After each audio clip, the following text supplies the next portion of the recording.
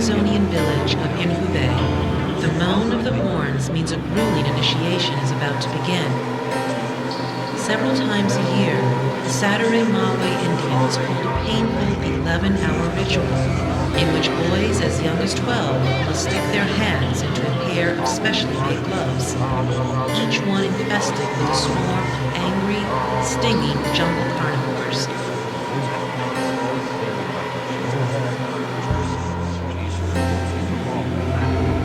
Giant tropical bullet ants. No initiate can be considered a true Indian or warrior until he has worn the gloves not just once, but 20 times.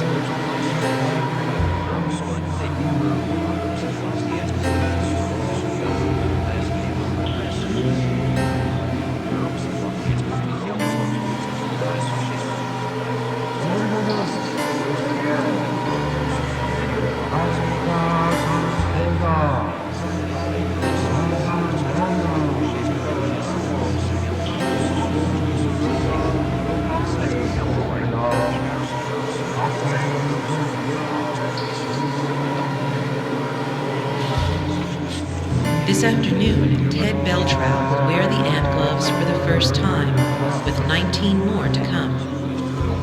People say that I don't have the courage to do it. I have, and I will do it.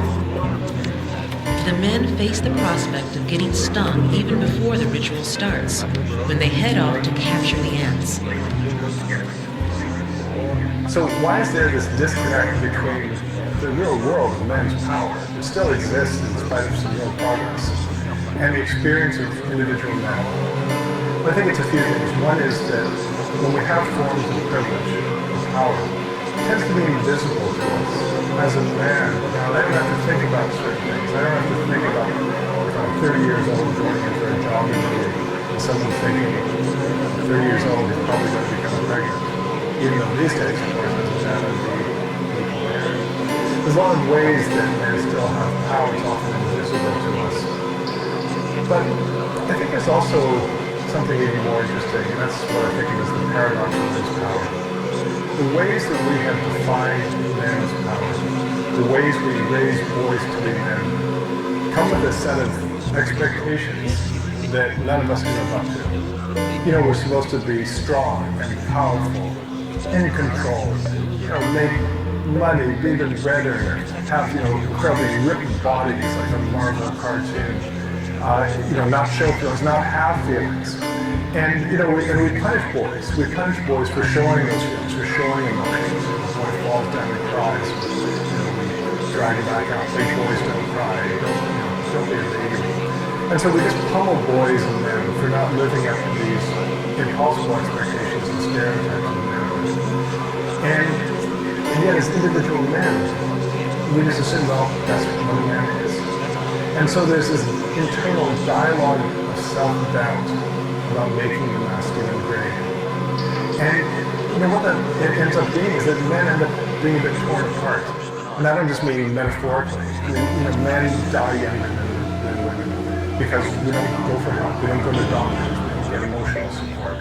Men are more likely to be addicted to alcohol and other drugs. We're more likely to be in prison. We're more likely to commit suicide. More likely to die of opiates. So all these different things are the result of a male-dominated society. It's a strange paradox. Can you imagine designing a world yourself in which your half of the species had more power and more control, ran social institutions, ran religions, ran the economy, and you set it up in a way that you'd also die younger. You'd also have all these personal failings. Now, there are some men these days who blame women on the plight that men are facing. There's some men who say, the pendulum has shifted too far. Men are the real victims. I don't buy it. I don't buy it at all. I don't think women are to blame for the pain, the plight that men do feel. They've been brought up with a set of promises and expectations. If you do all these things, if you just suck it up, if you just be a man, you'll be rewarded. You'll be rewarded with jobs and sex and social acclaim and whatever it might be. Well, the world doesn't work like that. It doesn't work like that, period. But it particularly doesn't work like that nowadays. The world has changed.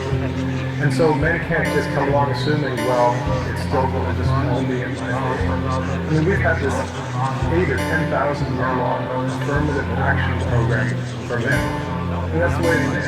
You know, men haven't had to compete with half of the species for jobs, for positions of power or influence. We've got to rule the roost to call the shots. And the ones that pulled out from under that. And it's not, you know, it's not women to blame. It's not women to blame. It's a society that provides that whole message.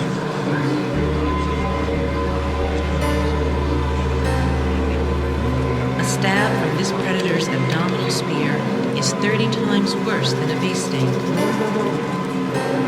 The tribe's medicine man drugs the ants by soaking them in an herbal solution.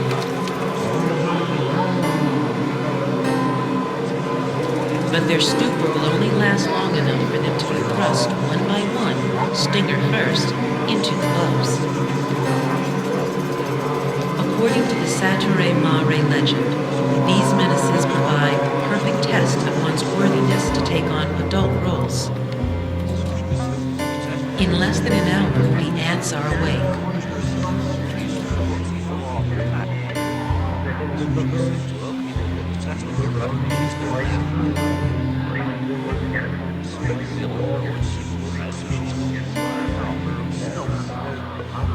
One by one, each young man steps up to the sacred pole and submits his hands to the swarm.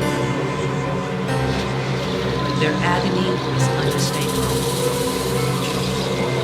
To help distract them, the medicine man leads them in a dance around the corner. To be seen as a true tribal warrior, each must endure the ant's punishment for more than 10 minutes. With each sting, the bullet ant's neurotoxic venom attacks the nerves, causing paralysis and